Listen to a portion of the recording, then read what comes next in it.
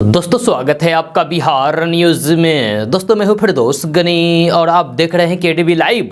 दोस्तों आज हो चुका है 14 जनवरी 2022। तो आज की बिहार की टॉप न्यूज़ लेकर आए हैं आपके लिए। दोस्तों वीडियो स्टार्ट करने से पहले आपसे एक रिक्वेस्ट है, अगर आप नए आए हैं इस चैनल पर तो फिर चैनल को सब्सक्राइब करके बेल आइकन को भी प्रेस कर दीजिए और साथ में वीडियो को लाइक कर दीजिए, अपने दोस्तों के साथ शेयर भी कीजिए। तो चलिए दोस्तों स्टार्ट करते हैं आज की पूरे बिहार की टॉप न्यूज़।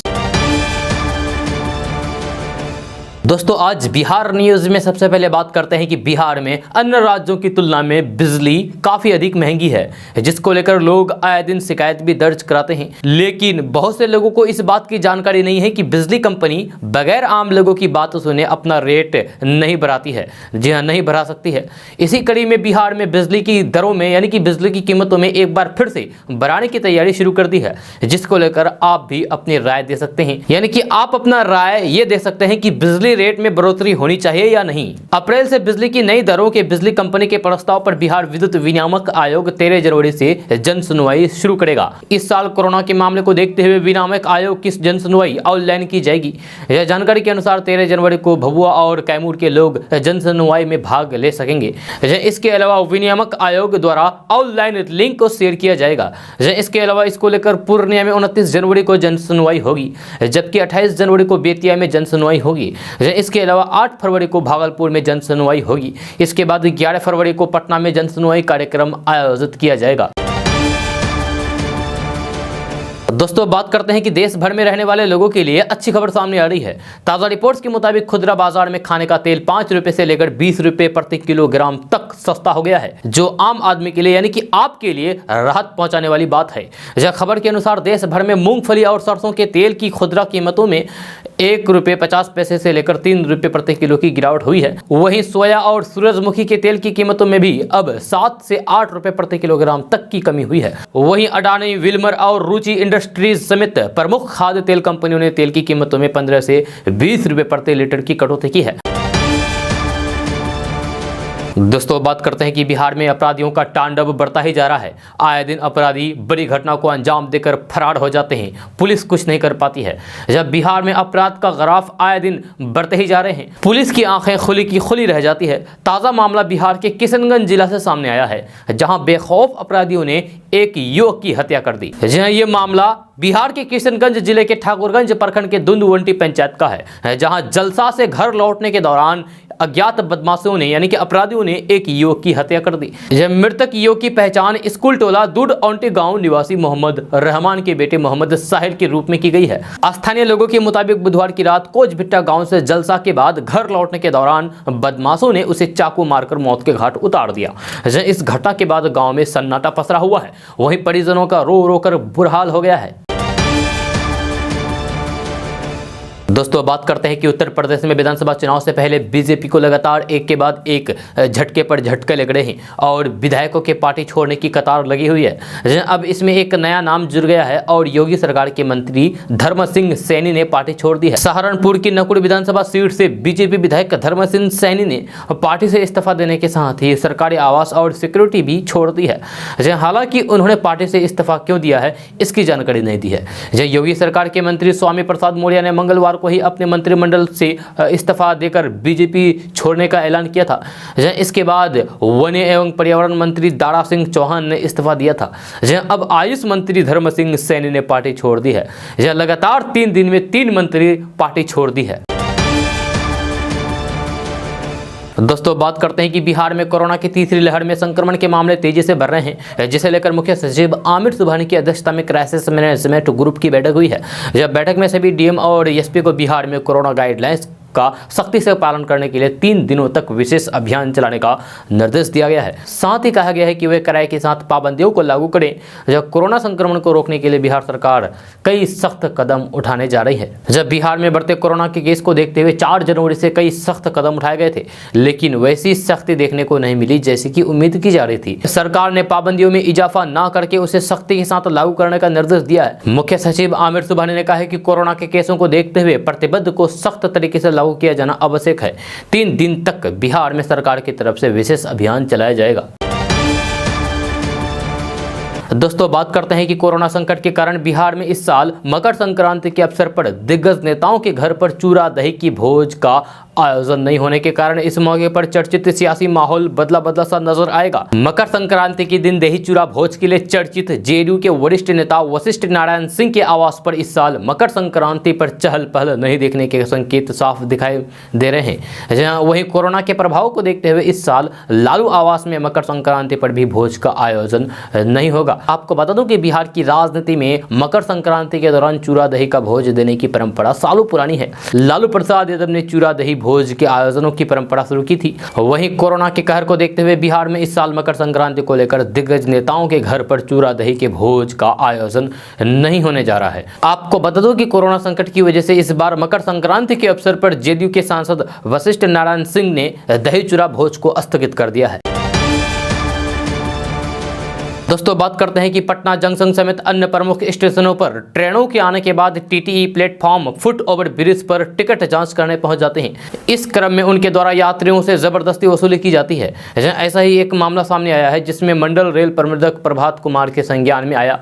यात्री की शिकायत करने के बाद जब जाँच कराई गई तो फिर सही पाया गया। जाँच के बाद 5 टीटीई को निलंबित कर दिया गया है। जानकारी के अनुसार मंगलवार की शाम को पटना जंक्शन पर हमेशा की तरह यात्रियों की भीड़ लगी थी। फुट ओवर ब्रिज पर भीड़ होने के बाद भी 5 टीटीई टिकट जांच कर रहे थे। इसी बीच किसी यात्री से टिकट को लेकर टीटीई से बहस हो गई। यात्री ने टीटीई पर मारपीट करने का आरोप लगाते हुए इसकी शिकायत मंडल रेल प्रबंधक से कर दी है। जब मंडल रेल प्रबंधक ने टीटी को दोषी पाते हुए निलंबित कर दिया है। दोस्तों बात करते हैं कि पटना, मुजफ्फरपुर, पूर्णिया सहित सभी जिलों के लोग जल्द से जल्द श्रम कार्ड बना लें। जब बिहार में असंगठित क्षेत्र के मजदूरों का निबंधन फरवरी के अंत तक किया जाएगा। इसीलिए आप ई श्रम पोर्टल पर जाकर के फटाफट निबंधन कराएं और सरकारी योजनाओं का लाभ उठाएं। खबर के अनुसार बिहार में रहने वाले वैसे लोग जो रिक्शा चलाते हैं, दुकान लगाते हैं, नाई हैं, दर्जी हैं, निर्माण कार्य करते हैं या फिर असंगठित क्षेत्र के किसी भी चीज में काम करते हैं, वे ऑनलाइन के द्वारा आवेदन कर सकते हैं और श्रम कार्ड बनवा सकते हैं। आपको बता दो कि बिहार में अब तक 2 करोड़ 17 लाख से ज्यादा मजदूरों का निबंधन हो चुका है। जब निबंधित मजदूरों को श्रम कार्ड उपलब्ध होने से उन्हें देश में कहीं भी सरकारी योजनाओं का लाभ मिलेगा, जिससे उनकी कई तरह की परेशानी दूर हो जाएगी। श्रम कार्ड धारक को 2 लाख तक का मुफ्त बीमा भी मिलेगा। किसी दुर्घटना में शारीरिक दिव्यांगता की स्थिति में 2 लाख रुपए दिया जाएगा। वहीं आंशिक रूप से शारीरिक दिव्यांगता का शिकार होने पर श्रम कार्ड धारक को 1 लाख रुपए दिए जाएंगे। दोस्तों बात करते हैं कि बिहार की राजधानी पटना से बड़ी खबर सामने आ रही है। ताज़ा रिपोर्ट्स के मुताबिक बिहार में मुखिया चुनाव संपन्न होने के बाद पंचायती राज विभाग एक्शन में आ गया है तथा सभी महिला जनप्रतिनिधियों के लिए बड़ा फरमान जारी कर दिया है। खबर के अनुसार पंचायती राज विभाग ने नवनिर्वाचित महिला जनप्रतिनिधियों की जगह उनके पति या फिर अन्य प्रतिनिधियों के बैठक में शामिल होने पर रोक लगा दी है। साथ ही साथ ये आदेश जारी कर दिया है जहाँ पंचायती राज संस्थानों और ग्राम कचहरी की नवनिर्वाचित महिला जनप्रतिनिधियां अपने पति या फिर किसी और सदस्य को बैठक में नहीं भेज सकती है, खुद को जाना पड़ेगा। दरअसल बिहार में अक्सर ऐसा होता है कि जो सीट सिर्फ महिलाओं के लिए होती है, उन सीट पर महिला प्रत्याशी जीत तो जाती है, लेकिन उनका सारा कामकाज पति या फिर कोई और व्यक्ति करता है। अब ऐसे प्रतिनिधियों पर विभाग एक्शन लेने की तैयारी में है। जब बिहार के ज्यादातर पंचायतों में महिला मुखिया के पति खुद को मुखिया से कम नहीं समझते हैं। आप भी शायद देखते होंगे, जानते होंगे, जब ग्रामीण इलाकों में लोग जीते हुए महिला जनप्रतिनिधियों के पति को ही मुखिया मानते हैं और किसी काम के लिए उनके पास ही जाते हैं। जहां सरकार अब ऐसे मुखिया के खिलाफ सख्त से सख्त कदम उठा रही है। दोस्तों बात करते हैं कि बिहार के कई जिलों में मौसम का मिजाज बदलने लगा है। जब बिहार के कई इलाकों में भारी बारिश और बर्फबारी की सूचना है। इसी बीच खबर आ रही है कि बिहार के औरंगाबाद में बर्फबारी हुई है। यह औरंगाबाद जिले के अलग अलग हिस्सों में बारिश हुई, साथ ही आसमान से जमकर ओले भी गिरे। जहाँ औरंगाबाद जिले में जमकर बर्फबारी हुई। आपको बता दो कि शहरी क्षेत्र में इस बारिश और फिर ओले का प्रभाव कम दिखा, लेकिन देव और अंबा के इलाकों में कुछ ही देर तक की बारिश ने अपना विकराल रूप दिखाया। जब बर्फ रूपी इस बारिश से किसानों को काफी नुकसान हुआ है। जहाँ कई किसानों की गेहूं, आलू, गोभी और कई अन्य फसल बर्बाद हो गई है। लोगों ने बताया है कि उन्होंने अपने जीवन में बारिश और तूफान को जरूर देखा, लेकिन इस प्रकार की ओले की बारिश पहली बार देखी है। हालांकि बच्चों के लिए ये मनोरंजन का साधन बन गया, मगर किसानों के लिए इस बर्फबारी ने उनके माथे पर चिंता की लकीरें खींच दी है। उन्हें अपनी फसल की चिंता सताने लगी है, जो अभी तक खलिहानों में है। दोस्तों बात करते हैं कि इंडियन मुजाहिदीन यानी कि दहशतगर्द संगठनों में एक वह नाम जो बिहार समेत देश के अलग अलग राज्यों में अपनी दहशतगर्दी गतिविधियों के लिए कुख्यात रहा है, जाना जाता है। जहाँ पटना के गांधी मैदान सीरियल बम धमाके से लेकर जयपुर, मुंबई और वाराणसी में विस्फोट की वारदात को अंजाम तक पहुंचाने वाले इंडियन मुजाहिदीन की नजर एक बार फिर से बिहार के सीमावर्ती इलाके में है। जब पुलिस सूत्रों से मिली जानकारी के मुताबिक बिहार को अपना सेफ जोन मानने वाले दहशतगर्द संगठन इंडियन मुजाहिदीन बिहार के सीमावर्ती इलाकों में अपनी पैठ दोबारा से स्थापित कर रहा है। यह इंडियन मुजाहिदीन दरभंगा और मधुबनी जिले से आने वाले एक खास समुदाय के 40 भटके हुए युवाओं को स्लीपर सेल के तौर पर इस्तेमाल भी कर रहा है। इस बात की जानकारी केंद्रीय गृह विभाग ने बिहार पुलिस मुख्यालय से शेयर की है। साथ ही इस इनपुट के तहत तब जाकर के उचित कार्रवाई करने को कहा है। इस बात को बिहार के डीजीपी संजीव कुमार सिंघल यानी कि एसके सिंघल भी दबी जुबान से स्वीकार करते हैं और कहते हैं कि बिहार पुलिस दिन रात ऐसी गतिविधियों पर पैनी नजर रखे हुए है। बिहार के डीजीपी एसके सिंघल ने कहा है कि सूचना संकल्प करने से लेकर ऐसे लोगों की तलाश भी तेज कर दी गई है जो इंडियन मुजाहिदीन के लिए काम कर रहे हैं ताकि दहशतगर्दी संगठन अपने नापाक मंसूबे में कामयाब ना हो सके।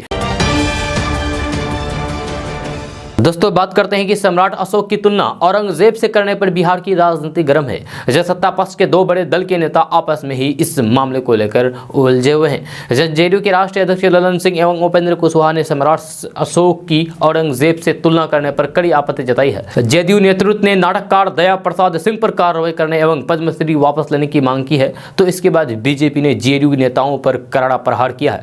जब बीजेपी की तरफ से प्रदेश अध्यक्ष डॉक्टर संजय जायसवाल और राज्यसभा सांसद सुशील मोदी सामने आए, जब बीजेपी अध्यक्ष के आक्रामक रुख के बाद जेडीयू संसदीय बोर्ड के अध्यक्ष उपेंद्र कुशवाहा ने जवाब दिया है। इसके बाद पूर्व डिप्टी सीएम और भाजपा के वरिष्ठ नेता सुशील कुमार मोदी मैदान में कूद गए हैं। उन्होंने कहा है कि प्राचीन भारत के यशस्वी सम्राट अशोक का भाजपा सम्मान करती है। प्रधानमंत्री नरेंद्र मोदी की सरकार ने उनकी स्मृति में डाक टिकट जारी किया था। हमने ही 2015 में पहली बार सम्राट अशोक की 2320वीं जयंती बड़े स्तर पर मनाई और फिर बिहार सरकार ने अप्रैल में उनकी जयंती पर सार्वजनिक अवकाश की घोषणा की।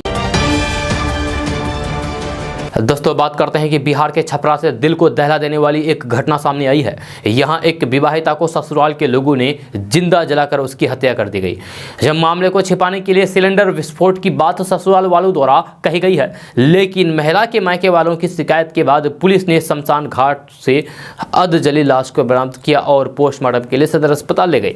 जहां आरती नाम की जिस महिला को ससुराल में दर्दनाक मौत दी गई है, उसकी शादी 3 साल पहले ही हुई थी। जहां खैरा थाना क्षेत्र के कोड़ा गांव निवासी जयप्रकाश शाह की विवाहिता पुत्री आरती देव के मायके वालों ने बताया है कि उसे जिंदा जलाया गया है और सबको चोरी छिपे जलाने के लिए शमशान घाट ले जाया गया। मृतक महिला के परिजनों ने बताया है कि आरती की शादी 3 साल पहले मरोड़ा थाना क्षेत्र के नरहारपुर गांव निवासी कौलेश शाह के पुत्र धर्मेंद्र शाह से हुई थी। शादी के बाद से ही आपसी विवाद होते रहते हैं, इसको समझ करके लोग चुप रहते थे। जब लड़की के मायके वाले को सूचना मिली कि आरती गैस सिलेंडर फटने से झुलस गई और उसे सदर अस्पताल में ले जाया गया। मायके के लोगों ने बताया है कि हम लोग जब वहां पहुंचे यानी कि हॉस्पिटल पहुंचे तब तक मेरी बेटी बेहोश पड़ी थी, जिसके बाद इलाज के दौरान मौत हो गई। जब हम लोगों को शक हुआ तब हम लोग उसके ससुराल पहुंचे, जहां की स्थिति देखकर सभी दंग रह गए। वहां गैस सिलेंडर फटने की बात सामने नहीं आई, जबकि जले हुए कपड़े और केरोसिन की महक पूरे घर में फैली हुई थी। दोस्तों बात करते हैं कि परिवहन विभाग बिहार से उत्तर प्रदेश के गाजीपुर, भदोही, लखनऊ, गोरखपुर, वाराणसी, सारनाथ, नोएडा, देवरिया, रामनगर और बलिया के लिए विशेष बसों का परिचालन करेगा। इसकी तैयारियां अंतिम चरण में है। साथ ही ओडिशा और पश्चिम बंगाल के कई शहरों के लिए बस चलाए जाने की योजना है। बताया गया है कि उत्तर प्रदेश एवं ओडिशा के अलग अलग शहरों के लिए बसों का रूट तय कर दिया गया है। परिवहन विभाग की ओर से पूर्व में परमिट के लिए आवेदन भी मांगा गया था, जहाँ इसका बहुत अच्छा रिस्पॉन्स नहीं आया था। अब नए साल में राज्य वाहन प्राधिकार की ओर से एक बार फिर से बचे हुए रूटों के लिए आवेदन मांगे जाएंगे।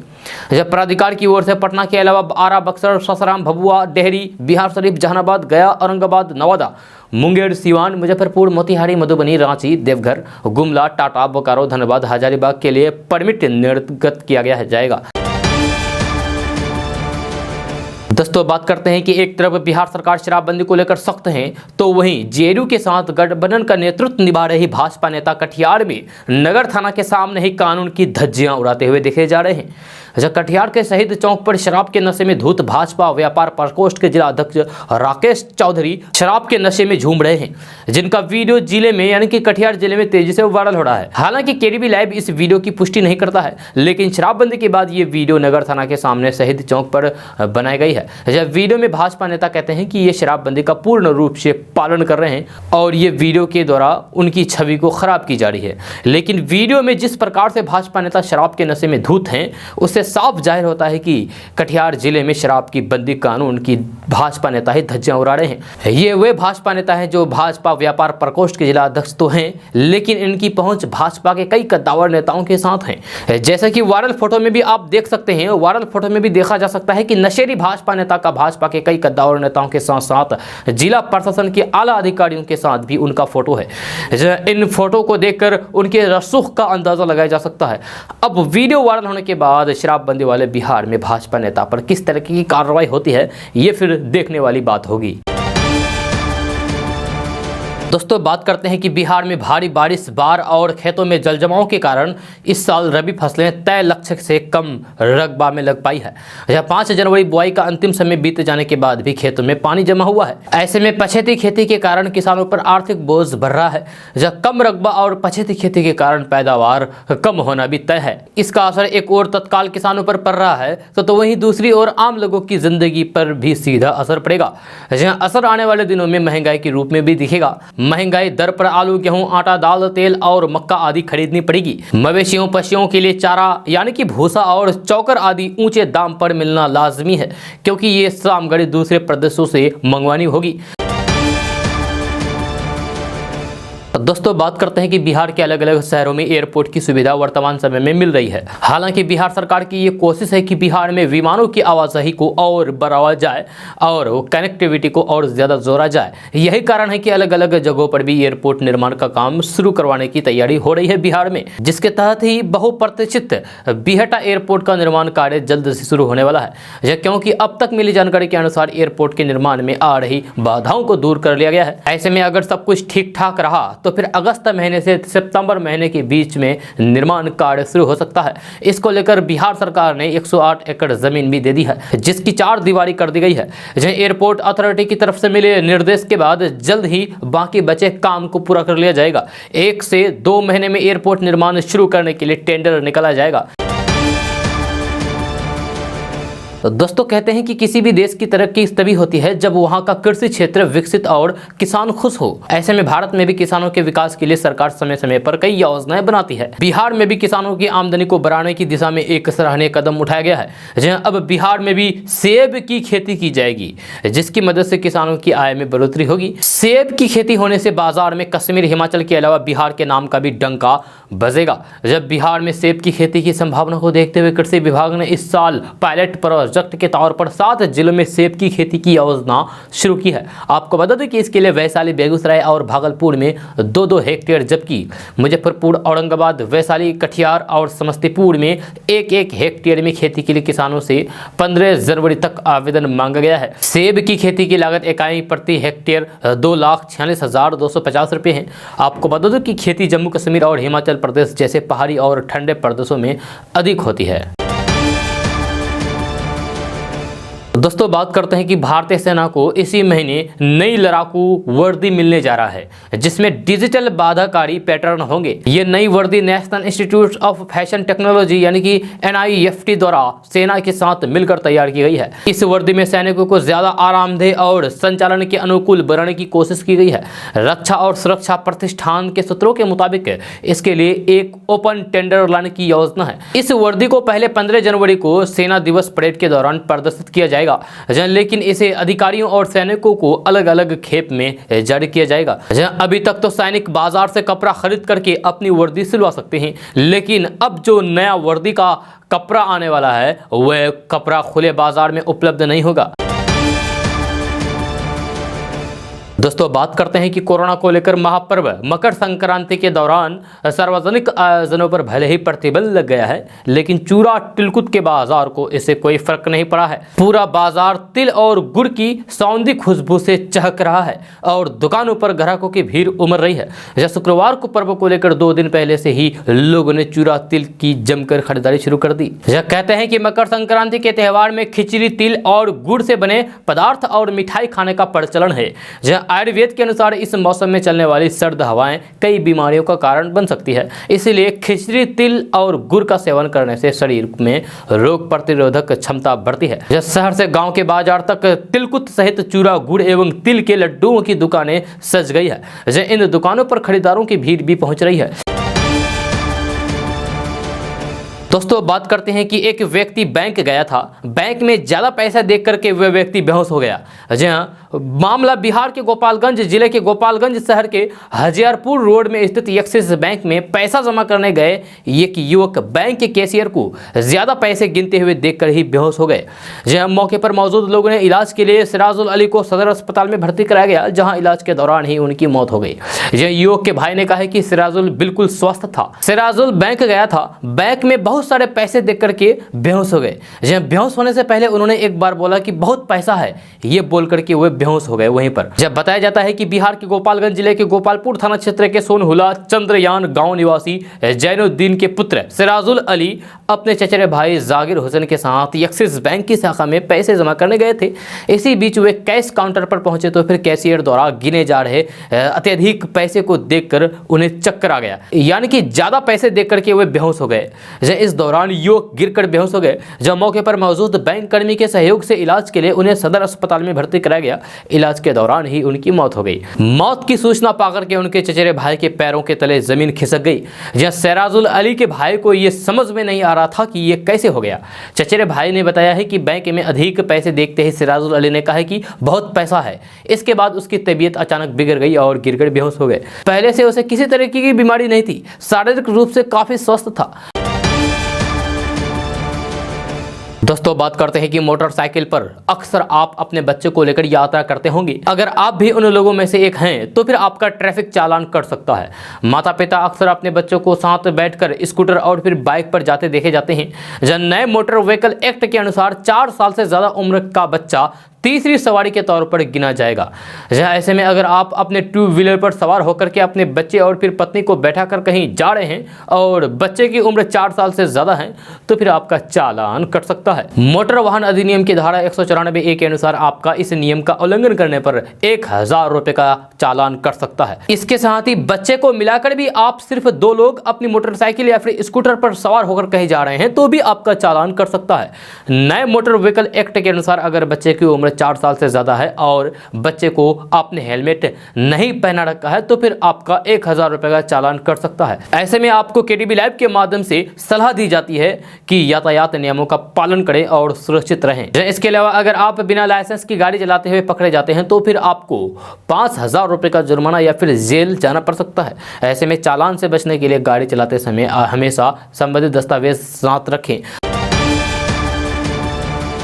दोस्तों बात करते हैं कि सोशल मीडिया पर बच्चों से जुड़ी वीडियो लगातार आते रहते हैं। किसी में डांस होता है तो फिर किसी में सिंगिंग, किसी में बच्चे अपनी रिपोर्टिंग या दूसरे टैलेंट से लोगों का दिल जीत लेते हैं। वहीं कुछ वीडियो ऐसे होते हैं जिनमें बच्चों का अधूरा ज्ञान या फिर रिपोर्टर के सवाल पर दिया गया उनका जवाब आपको खूब हंसाता है।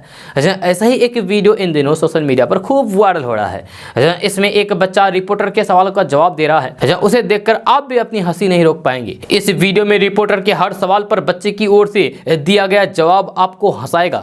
चलिए फिर देखते हैं कि मजेदार वीडियो आखिर है क्या। आप आगे पूरा इस वीडियो को देखिए। किस क्लास में तुम पढ़ते हो, नाम बताओ। हाँ, आदित्य कुमार 6 क्लास में पढ़ते हैं। 6 क्लास में पढ़ते हो, ठीक है। ये बताओ कौन सा सब्जेक्ट अच्छा लगता है? कौन सब्जेक्ट अच्छा लगता है? बैगन। अरे सब्जेक्ट विषय इंग्लिश। इंग्लिश अच्छा लगता है। कोई पोयम याद है इंग्लिश का? यस। हाँ। कौन पोयम याद है? 55, 50, 55 का ये स्पेलिंग याद है अभी। 100 पोयम कौन याद है? कविता। कविता। पढ़ाई लिखाई में मन लगता है? हाँ। अच्छा, देश के प्रधानमंत्री का नाम क्या है? नीतीश कुमार। लालू यादव। प्रधानमंत्री मोदी मोदी पूरा नाम बताओ। मोदी सरकार मोदी प्रधानमंत्री जी का पूरा नाम क्या है? लगते कर दे रहा है। दोस्तों बात करते हैं कि कोरोना की तीसरी लहर का असर दिखते ही बिहार और उत्तर प्रदेश के सीमावर्ती जिले बक्सर के पास गंगा में शव बहता देखा गया है।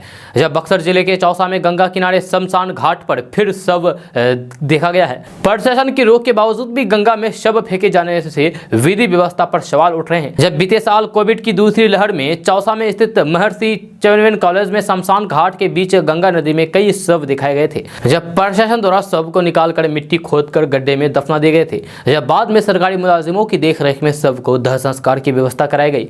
जब शव के गंगा में प्रभावित करने पर रोक लगा दी गई थी। मामला ठंडा पड़ते ही सारी व्यवस्था ढीली पड़ गई।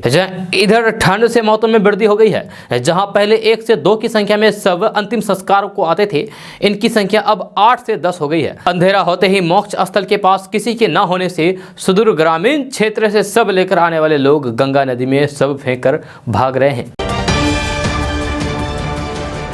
दोस्तों बात करते हैं कि बिहार के स्वास्थ्य मंत्री मंगल पांडे ने कहा है कि कोरोना में भी राज्य सरकार द्वारा महत्वपूर्ण योजनाओं को प्राथमिकता दी जा रही है। कोरोना के बढ़ते प्रकोप के बीच स्वास्थ्य विभाग द्वारा बाल हृदय योजना के तहत इस सप्ताह 8 जनवरी को बिहार के अलग अलग जिलों से चिन्हित 19 दिल में छेद वाले बच्चे को मुफ्त सर्जरी के लिए अहमदाबाद भेजा गया है। विभाग की यह योजना बच्चों को न सिर्फ नया जीवन दे रही है, बल्कि उनके परिवार में एक नई उम्मीद जगा रही है।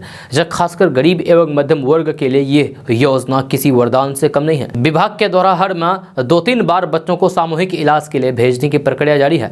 अब तक 286 बच्चे भेजे जा चुके हैं, जिनमें से 219 का सफल ऑपरेशन हो गया है। दोस्तों बात करते हैं कि मौसम बदल रहा है। जब बारिश के बाद ठंड बढ़ेगी, ऐसे मौसम में कोरोना जैसे लक्षण वाली बीमारियां बढ़ जाएगी। ये बीमारी कंफ्यूजन वाली होगी जो कोरोना की आशंका बढ़ा देगी। डॉक्टरों का कहना है कि ऐसे उतार चढ़ाव वाले मौसम में लोगों को पूरी तरीके से सावधान रहने की जरूरत है। मौसम विभाग ने कहा है कि 48 घंटे के बाद बिहार में रात का तापमान 3 से 4 डिग्री कम होगा। जहाँ ऐसे मौसम में बच्चों के साथ बीमार और वृद्ध लोगों के लिए समस्या बढ़ जाती है। तो चलिए बात करते हैं कि आखिर ये कंफ्यूजन वाली बीमारी है क्या। तो ठंड के मौसम में फ्लू आम बात है और कोरोना के लक्षण भी फ्लू वाले हैं। जब physician doctor Rana SP Singh ने बताया है कि ठंड के मौसम में सर्दी, नाक से पानी आना, फीवर हो जाना यानी कि बुखार आना और गले में इन्फेक्शन के साथ खांसी आना आम बात है। बच्चों में और बड़े बीमार लोगों में इसकी शिकायत अधिक होती है। ऐसे सामान्य फ्लू के लक्षण भी कोरोना वाले भी हैं। इस कारण से ठंड के मौसम में भी लोगों को पूरी तरीके से बचाव के साथ रहना है। ठंड में कपड़ों से लेकर पौष्टिक आहार पर पूरा ध्यान रखना है। कंफ्यूजन वाली बीमारियों में कोरोना को लेकर भी घबराना नहीं है। डॉक्टरों का कहना है कि जिन व्यक्ति को सांस की बीमारी है उन्हें काफी सावधान रहने की जरूरत है। बच्चे जो ठंड के समय में बीमारी से अधिक परेशान होते हैं, उन्हें ऐसे मौसम से बचना है। कोरोना के साथ फ्लू बढ़ाने वाले मौसम में थोड़ी समस्या है, इसमें पूरी तरीके से सावधान रहें। ठंड के मौसम में हार्ट के, शुगर के रोगी को भी सावधान रहना है। शुगर और बीपी के मरीजों को खान पान पर विशेष ध्यान देना चाहिए। इस मौसम में ब्लड प्रेशर और शुगर की नियमित जांच करानी चाहिए। दोस्तों बात करते हैं कि बिहार की सत्तारूढ़ दल वीआईपी अब भाजपा से आर पार के मोड में दिख रही है। जब वीआईपी के सुप्रीमो मुकेश सहनी उत्तर प्रदेश में विधानसभा का चुनाव लड़ना चाहते हैं। उनकी इच्छा थी कि भाजपा के साथ गठबंधन करके चुनावी वैतरणी को पार कर जाए, लेकिन भाजपा से नहीं मिलते तरजीह को देखते हुए मुकेश सहनी आर पार के तेवर में है। जब उनकी पार्टी वीआईपी पार्टी के राष्ट्रीय प्रवक्ता देव ज्योति ने बयान जारी करते हुए कहा कि 165 सीटों पर जल्द ही उम्मीदवारों की सूची जारी कर दी जाएगी। वीआईपी पार्टी के कार्यकर्ता पूरे निषाद समाज को एक करके अपने दम पर अकेले चुनाव लड़ेगी। उन्होंने कहा कि उत्तर प्रदेश में 16% से अधिक आबादी होने के बाद भी निषाद समाज के साथ द्वयम दर्जे का बर्ताव किया जा रहा है। दोस्तों बात करते हैं कि बिहार के मुजफ्फरपुर जिले के कुरनी प्रखंड के सकड़ी सरैया में एग्रो क्लस्टर खोला जा रहा है। इस क्लस्टर को किसान और उद्यमी मिलकर चलाएंगे। बताया जा रहा है कि सूक्ष्म, लघु और मध्यम उद्यमी मंत्रालय की ओर से एग्रो क्लस्टर खोला जा रहा है, जो पीपीपी मोड पर संचालित किया जाएगा। इसके लिए आईआईटी गुवाहाटी को नोडल एजेंसी बनाया गया है। बताया जाता है कि एग्रो क्लस्टर से 500 मजदूरों को रोजगार और 5000 किसानों को बाजार उपलब्ध कराया जाएगा। इसके लिए एमएसएमई मंत्रालय ने 5 करोड़ रुपए स्वीकृत किया किया है। सारी कागजी प्रक्रिया पूरा होने के बाद एग्रो क्लस्टर के लिए निर्माण कार्य शुरू हो गया है। फिलहाल सिविल कार्य चल रहा है। मार्च तक एग्रो क्लस्टर के लिए निर्माण कार्य पूरा कर लिया जाएगा। जब वहीं मई से एग्रो क्लस्टर के उत्पादन शुरू हो जाएगा। जब यहाँ पर फूड प्रोसेसिंग से जुड़े उत्पादन तैयार होंगे, जहाँ आम, लीची और अन्य फलों के जूस के अलावा चिप्स, रोस्टेड मखाना, जैम जैसे आचार, नमकीन और स्नैक्स आदि उत्पाद तैयार किए जाएंगे। दोस्तों बात करते हैं कि विधान परिषद चुनाव को लेकर राजनीतिक सरगर्मी चरम पर है। हर राजनीतिक दल ने पूरी ताकत झोंकती है। इस बीच भोजपुरी अभिनेता और गायक खेसारी लाल यादव का एक राजनीतिक गाना लालू बिना चालू बिहार ना हुई खूब वायरल हो रहा है। वैसे तो राजद नेता अनिल सम्राट के समर्थन में यह गाना गया है, लेकिन इसमें आरजेडी सुप्रीमो लालू प्रसाद यादव और फिर नेता प्रतिपक्ष तेजस्वी यादव का गुणगान भी खूब गाया गया है। यूट्यूब पर रिलीज इस गाने ने पहले ही दिन रिकॉर्ड व्यूज हासिल किए हैं। गाने में कहा गया है कि लड़का और बुरुआ जवान बोलता वे, महंगाई के नाव पर बाजार डोलता वे, तेजस्वी के बिना सुधार ना हुए, ए भाई लालू बिना चालू बिहार ना हुई। म्यूजिक वीडियो की शुरुआत अनिल सम्राट से होती है। इसमें लालू प्रसाद, तेजस्वी यादव और तेज प्रताप यादव की सभाओं को भी दिखाया गया है। तेजस्वी और रेचल का कंबल बांटते वीडियो भी इसमें शामिल किया गया है। जब बिहार की बदहाली को भी गाने में दर्शाया गया है। शिक्षा, स्वास्थ्य, व्यापार की परेशानियां गाने की पंक्तियों में शामिल है। बताया जाता है कि अनिल सम्राट नेता प्रतिपक्ष तेजस्वी यादव के काफी करीबी बताए जा रहे हैं। वे भोजपुरी फिल्मों में भी काम कर चुके हैं। भोजपुर से उन्हें आरजेडी ने विधान परिषद का उम्मीदवार बनाया है। उनका मुकाबला यहां आरजेडी से जदयू में गए कद्दावर नेता से होना तय माना जा रहा है। दोस्तों बात करते हैं कि बिहार बोर्ड इंटरमीडिएट वार्षिक परीक्षा 2022 में अगर किसी छात्र के प्रवेश पत्र यानी कि एडमिट कार्ड पर फोटो में कोई या फिर किसी तरीके से गलती हो तो उन्हें परेशान न होने की ज़रूरत नहीं है। उन्हें इसके बाद भी केंद्र पर प्रवेश मिलेगा। जी हाँ, बस ऐसे अभ्यर्थी अपने साथ Aadhaar card, voter ID card, bank passbook, PAN card आदि लेकर जाएं। इसमें केंद्र पर परीक्षार्थी को प्रवेश मिल जाएगा। जब बिहार बोर्ड द्वारा इसकी जानकारी सभी केंद्रों को दे दी गई है। इंटर परीक्षा के दौरान केंद्र पर अगर ऐसा परीक्षार्थी पकड़े जाते हैं जिनके प्रवेश पत्र में यानी कि एडमिट कार्ड में फोटो नहीं रहने, स्पष्ट फोटो नहीं रहने या फिर किसी और का फोटो प्रवेश पत्र में रहता है, तो फिर ऐसे छात्र को उनके अन्य सरकारी कागजात से उनके चेहरे का मिलान किया जाएगा। जब मिलान होने के बाद छात्र को परीक्षा में शामिल होने दिया जाएगा। आपको बता दूं कि इंटर की परीक्षा 1 फरवरी से 14 फरवरी तक होगी। दोस्तों आज का न्यूज़ बस यहाँ तक। कैसा लगा जरूर अपना सुझाव दीजिएगा नीचे कमेंट बॉक्स में कमेंट करके। अगर आप नए आए हैं चैनल पर तो फिर चैनल को सब्सक्राइब करके बेल आइकन को भी प्रेस कर दीजिए और साथ में वीडियो को लाइक कर दीजिए, अपने दोस्तों के साथ शेयर भी कीजिए। तो चलिए दोस्तों फिर मिलते हैं अगले वीडियो में। तब तक के लिए जय हिंद, जय बिहार।